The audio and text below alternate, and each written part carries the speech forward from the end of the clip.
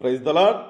ஆண்டவரும் உலக இரட்சகருமாகிய இயேசு கிறிஸ்துவின் இனிய நாமத்தினாலே உங்கள் யாவரையும் எங்கள் மாராநாதா திருச்சபையின் சார்பாக வாழ்த்தி வரவேற்கிறோம். இன்றைய நாளிலும் நாம் தியானிக்க போகும் வார்த்தை, வாக்குத்தத்தத்தை சுதந்திரிக்க வேண்டுமென்றால் நாம் என்னென்னவற்றை கடைபிடிக்க வேண்டும்? தேவனுடைய பிள்ளைகளை, புது வருடம் பிறக்கப் போகிறது என்றால், புது மாதம் பிறக்கப் போகிறது என்றால், எல்லோருடைய நினைவில் வருகிற ஒரு காரியம் வாக்குத்தத்தம். இந்த வாக்குத்தத்தத்தை பெறுவதற்காக சபைக்கு வராத ஜனங்கள் கூட அன்றைய நாளில் எப்படியாவது சபைக்கு வந்து விடுகிறார்கள். ஜெப கூடிகளிலே கலந்து கொள்ள மாட்டார்கள், உபவாசத்தில் கலந்து கொள்ள மாட்டார்கள். ஆனால் கர்த்தர் தன்னை ஆசீர்வதிக்க வேண்டும் என்கிற காரியத்தில் மாத்திரம் கர்த்தரை தேடுகிறவர்களாய் காணப்படுகிறார்கள். ஆகவே அநேகருட வாழ்க்கையில் காணப்படுகிற நம்பிக்கை என்னவென்றால், வருடத்தின் தொடக்கத்தில், மாதத்தின் தொடக்கத்தில் சபைக்கு சென்று ஆசீர்வாதமான வாக்குத்தத்த அட்டையை பெற்றுவிட்டால் அந்த வருடம் முழுவதும், அந்த மாதம் முழுவதும் தனக்கும் தன்னுடைய குடும்பத்திற்கும் ஆசீர்வாதமாய் இருக்கும் என்பது அநேக கிறிஸ்தவர்களுடைய நம்பிக்கையாய் இன்றைய நாட்களில் காணப்படுகிறதை நாம் பார்க்க முடிகிறது. நம்முடைய கர்த்தரும் இரக்கமுள்ளவராயிற்றே. ஆகவே தம்முடைய பிள்ளைகளுடைய விருப்பத்தின்படியே அநேக வாக்குத்தத்தங்களை கொடுக்கிறார். இவர்களும் இந்த வாக்குத்தத்தத்தை பெற்றுக்கொண்டு சந்தோஷமாக வீட்டிற்கு செல்கிறோம். இவர்களுடைய எண்ணம் கர்த்தர் தனக்கு கொடுத்த வாக்குத்தத்தம் உடனே நிறைவேறிவிடும் என்பதாக. ஆனால் என்ன நடக்கிறது? இந்த வாக்குத்தத்தத்தை எப்படி இவர்கள் கர்த்தருடைய கையிலிருந்து பெற்றுக்கொண்டார்களோ அப்படியே ஒவ்வொருவருடைய வாழ்க்கையிலும் வாக்குத்தத்தங்கள் தூங்கி கொண்டிருப்பதை நாம் பார்க்க முடிகிறது. இதற்கு காரணம், கர்த்தரிடமிருந்து பெற்றுக்கொண்ட வாக்குத்தத்தத்தை எப்படி சுதந்திரித்துக் கொள்வது என்பது அநேக கிறிஸ்தவர்களுக்கு இன்று தெரியாமல் இருப்பதே காரணமாக காணப்படுகிறது. வேதம் சொல்லுகிறது, அல்லாமலும் நம்முடைய நம்பிக்கையை அறிக்கையிடுகிறதில் அசைவில்லாமல் உறுதியாயிருக்க கடவோம் என்ற வாக்குத்தத்தம் பண்ணினவர் உண்மையுள்ளவராய் இருக்கிறார். தேவனுடைய பிள்ளைகளே, வாக்குத்தத்தத்தை சுதந்திரிக்க நாம் என்னென்ன காரியங்கள் நாம் ஏற்படுத்த வேண்டும்? நம்மில் விசுவாசம் காணப்படுகிறதா? நீடிய பொறுமை காணப்படுகிறதா? நம்மிடம் கீழ்ப்படிதல், உத்தமம், இழப்பு காணப்படுகிறதா? தேவனுடைய பிள்ளைகளே, நாம் வாக்குத்தத்தத்தை சுதந்திரிக்க வேண்டும் என்றால் முதல் ஏணிப்படியாக நம்மிடம் விசுவாசம் காணப்பட வேண்டும். வேதம் சொல்லுகிறது, விசுவாசம் இல்லாமல் தேவனுக்கு பிரியமாயிருப்பது கூடாத காரியம் என்று. ஏனென்றால் தேவனிடத்தில் சேர்கிறவன் அவர் உண்டென்றும், அவர் தம்மை தேடுகிறவர்களுக்கு பலன் அளிக்கிறவர் என்றும் விசுவாசிக்க வேண்டும். எப்படிப்பட்ட விசுவாசத்தை கர்த்தர் அங்கீகரித்தார்? தேவனுடைய பிள்ளைகளை, கர்த்தர் சொன்னதை கண்டு, அதாவது வாக்குத்தத்தத்திற்கான அடையாளத்தை கண்டு விசுவாசிப்பதே அல்ல, மாறாக கர்த்தர் சொன்னதை கண்மூடித்தனமாக, அதாவது விசுவாசிப்பதற்கும் ஏதுவான சூழ்நிலைகள் நம் வாழ்க்கையில் காணப்படாவிட்டாலும் வாக்குத்தத்தம் பண்ணினவர் உண்மையுள்ளவர் என்கிற வெளிப்பாட்டுடன் கூடிய விசுவாசத்தையே கர்த்தர் அதிகமாக நம்மிடம் எதிர்பார்க்கிறார். நம்மிடம் அந்த விசுவாசம் காணப்படுகிறதா? பாருங்கள், தோமாவிடம் இயேசு கிறிஸ்துவின் உயிர்த்தெழுதலை குறித்து சொன்ன போது அவர் அதை ஏற்றுக்கொள்ளவில்லை. அதற்கு தோமா கூறிய பதில், கர்த்தராகிய இயேசுவை நான் உயிரோடு பார்த்தால் மாத்திரம் மட்டுமே உயிர்த்தெழுந்ததை நான் விசுவாசிப்பேன் என்று கூறினார். அப்படி இல்லாத பட்சத்தில் அதை விசுவாசிக்க மாட்டேன் என்று கூறினார். ஆண்டவராகிய இயேசு கிறிஸ்து என்ன கூறினார் தெரியுமா? தேவனுடைய பிள்ளைகளே, தோமாவை நீ என்னை கண்டதினாலே விசுவாசித்தாய், ஆனால் காணாதிருந்தும் விசுவாசிக்கிறவர்கள் பாக்கியவான்கள் என்றார். நாம் காணாதிருந்தும் விசுவாசிக்கிறவர்களாக நாம் காணப்படுகிறோமா? அப்படி காணப்பட்டோமே என்றால் நாமும் பாக்கியவான்களாக இருக்கிறோம் என்பதை நாம் மறந்து போக வேண்டாம். ஆனால் அதே வேத புத்தகத்தில் ஆபிரகாமை குறித்த வேதம் என்ன சொல்லுகிறது? உன் சந்ததியை இவ்வளவா இருக்கும் என்று சொல்லப்பட்டபடியே தான் அநேக ஜாதிகளுக்கு தகப்பனாவதே நம்புகிறதுக்கு ஏதுவில்லாது இருந்தும் அதே நம்பிக்கையோட ஆபிரகாம் விசுவாசித்தான். அவர் விசுவாசத்தினாலே பலவீனமா இருக்கவில்லை. அவர் ஏறக்குறைய 100 வயதுள்ளவனா இருக்கும் போதும் தன் சரீரம் செத்து போனதையும் சாராளுடைய கர்ப்பம் செத்து போனதையும் எண்ணாதிருந்தார். தேவன் வாக்குத்தத்தம் பண்ணினதை நிறைவேற்ற வல்லவராயிருக்கிறார் என்று முழு நிச்சயமாய் நம்பி தேவனை மகிமைப்படுத்தி விசுவாசத்தில் மிக வல்லவனாய் காணப்பட்டார். தன்னுடைய 75வது வயதில் ஆபிரகாம் கர்த்தரிடமிருந்து ஆசீர்வாதத்தை பெற்றார். ஆனால் நாட்கள் செல்ல செல்ல அந்த வாக்குத்தத்தம் நிறைவேறுகிறதுக்கான சூழ்நிலைகள் மாறி போயின. ஆனாலும் ஆபிரகாம் அந்த சூழ்நிலைகளை பார்க்காமல் சூழ்நிலைகளை மாற்றுகிற கர்த்தரை நோக்கி பார்த்து ஒவ்வொரு நாளும் விசுவாசத்தில் பலப்பட்டார் என்று வேதம் நமக்கு கூறுகிறது. இதனால் தான் விசுவாசிகளின் தகப்பன் என்கிற பெயரையும் கர்த்தரால் பெற்றுக்கொண்டார். அது மட்டுமல்ல, கர்த்தருடைய சிநேகிதன் என்று சொல்லப்படுவதற்கு தகுதியுள்ள பாத்திரமாக ஆபிரகாம் மாறினார். இதற்கெல்லாம் காரணம் விசுவாசம் ஒன்றே என்பதை நாம் மறந்து போக வேண்டாம். விசுவாசம் இருந்தால் மட்டுமே நாம் கர்த்தராகிய இயேசு கிறிஸ்துவுக்குள் பிரியமானவர்களாய் மாற முடியும் என்பதை எப்பொழுதும் உங்கள் இருதயத்தில் எழுதி வைத்துக் கொள்ளுங்கள் தேவனுடைய பிள்ளைகளே. அடுத்ததாக நம்மிடம் நீடிய பொறுமை காணப்படுகிறதா? வேதம் சொல்லுகிறது நீடிய பொறுமை ஆவிக்குரிய கனிகளில் ஒன்றாயிருக்கிறது என்று. தாமதிக்கிறார் என்று சிலர் எண்ணுகிறபடி கர்த்தர் தமது வாக்குத்தத்தத்தை குறித்து தாமதமாயிராமல் ஒருவரும் கெட்டு போகாமல் எல்லாற்றும் மனம் திரும்ப வேண்டும் என்று விரும்பி நம்மேல் நீடிய பொறுமை உள்ளவராயிருக்கிறார். இந்த வசனத்தை நாம் தியானிக்கும் போது நாம் ஒரு காரியத்தை எப்போதும் நினைவில் வைத்துக் கொள்ள வேண்டும். நமக்கு கோபம் வரும்போதும், நமக்கு விரோதமாக யாராவது தீமையான காரியத்தை செய்துவிட்டாலோ அல்லது யாராவது நம்மை ஏமாற்றி விட்டாலோ, நாம் உடனே நமக்கு விரோதமாக பெரிய பெரிய குற்றங்களை செய்த ஜனங்களை மன்னித்த இயேசு கிறிஸ்துவை நாம் மனதில் முதலாவதாக நாம் நிலைத்து நிற்க வேண்டும்.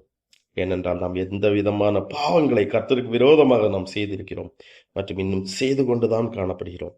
ஆனால் நம்முடைய ஆண்டவர் அதற்கான தண்டனை நமக்கு தராமல் நாம் மனம் திரும்பும்படியாக நம் ஒவ்வொருவருக்காகவும் காத்திருப்பதை நம்மால் உணர முடிகிறது. தேவனுடைய பிள்ளைகளை பாருங்கள், யோபுவை குறித்து கர்த்தர் சாட்சி கொடுப்பதற்காக பிசாசின் சோதனைகளுக்கு கையில் ஒப்பு கொடுத்தார்.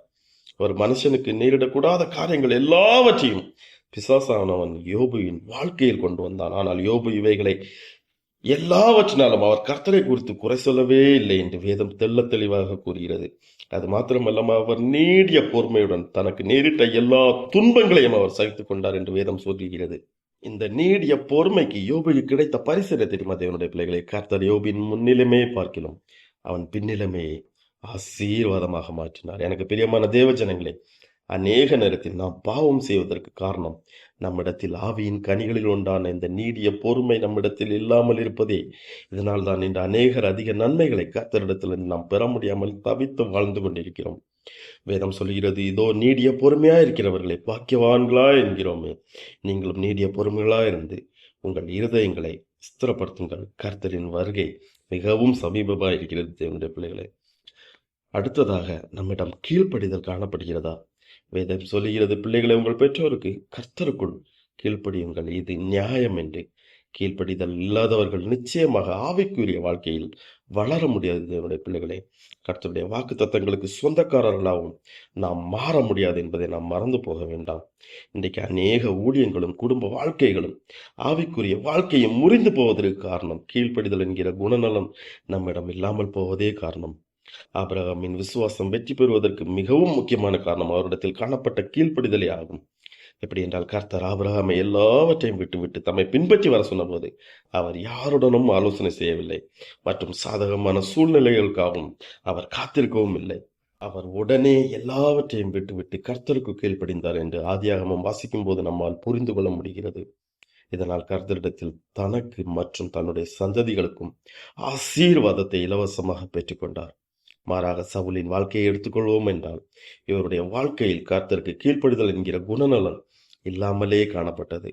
காரணம், இவர் எல்லாவற்றிலும் தன்னை மேன்மைப்படுத்த விரும்பினார். அது மாத்திரமல்ல, இவர் மாமிசத்தில் வாழ்கிற ஒரு மனுஷனாகவே காணப்பட்டார். ஆகவே தான் எப்பொழுதும் மாமிசத்தோடு போராடி கொண்டிருந்தார். இதனால் ஆவிக்குரிய காரியங்களை கற்றுக்கொள்ளாமல் போய்விட்டார். ஆவிதான் ஒரு மனுஷனை சரியான கீழ்ப்படிதலுக்குள்ளாக்கும் என்பதை நாம் மறந்து போக வேண்டாம்.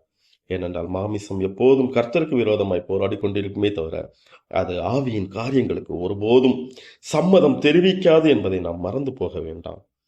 இதனால் சவுல் இந்த உலகத்தில் பரிதாபமாக மரித்து போனார் என்று நாம் பார்க்க முடிகிறோம். ஏனென்றால் ஆரம்பத்தில் ஆவியில் தொடங்கின வாழ்க்கை முடிவில் மாம்சத்தில் வந்து சேர்ந்தது. கீழ்ப்படிதல் யாரிடம் எல்லாம் இல்லையோ அவர்களை கர்த்தரால் நிச்சயமாக பயன்படுத்த முடியாது என்பதை நாம் மறந்து விட வேண்டாம். எனக்கு பிரியமான தேவ ஜனங்களே, இன்று பிசாசவனவன் எல்லாவற்றிலும் கிரியை செய்வதற்கு காரணம் நம்மிடம் காணப்படுகிற கீழ்ப்படியாமையே.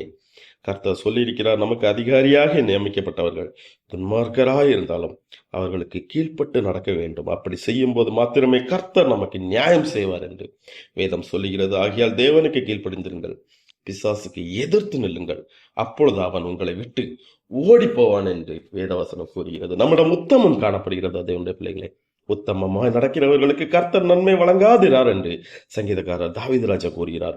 கர்த்தர் ஆபிரகாமை அழைத்தார், ஆபிரகாமும் கர்த்தருடைய அழைப்புக்கு கீழ்ப்படிந்தார். அது மட்டுமல்ல, ஆபிரகாமை அழைத்த தேவன் அவருக்கு விசேஷித்தமான வாக்கு தத்தங்களை செய்து கொடுத்தார். மேலும் கர்த்தர் ஆபிரகாமை பார்த்து சொன்னார், உன் பேரை வருகிற ஒவ்வொரு தலைமுறைகளிலும் நாம் நினைக்க செய்வேன் என்பதாக.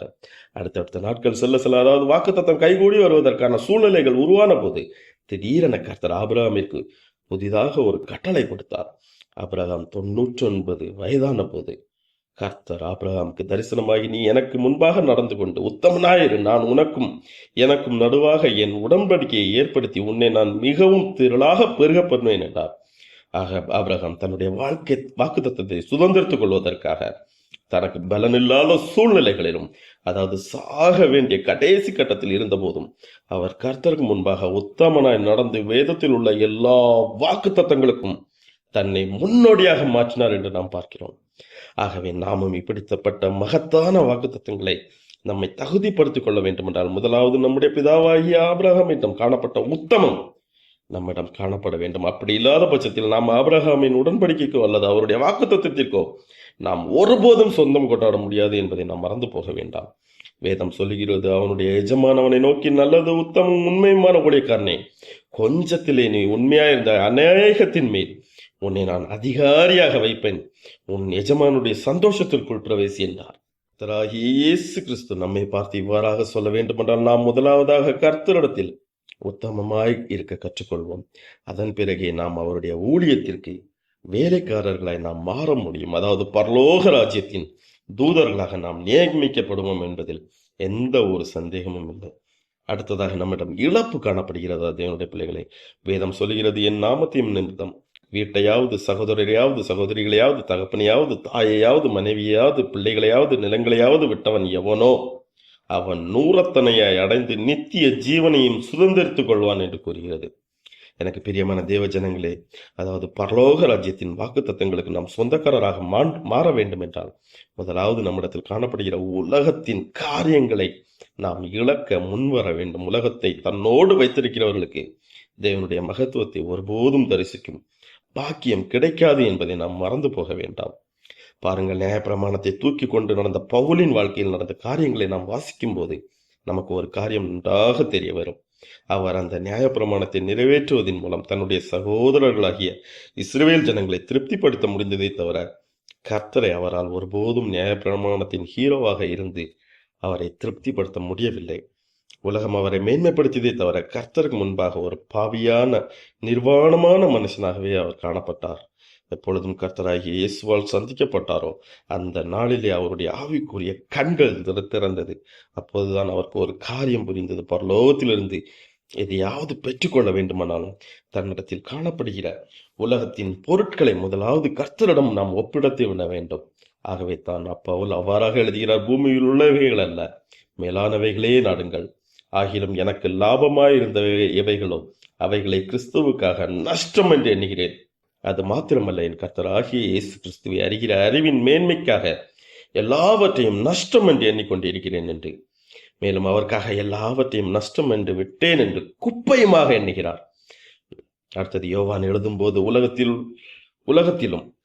உள்ளவைகளிலும் அன்பு கூறாதிருங்கள். ஒருவன் உலகத்தில் அன்பு கூர்ந்தால் அவனிடத்தில் பிதாவின் அன்பு இல்லை என்று யோவான் புஸ்தகம் 2வது அதிகாரம் 15வது வசனத்தில் கூறுகிறது.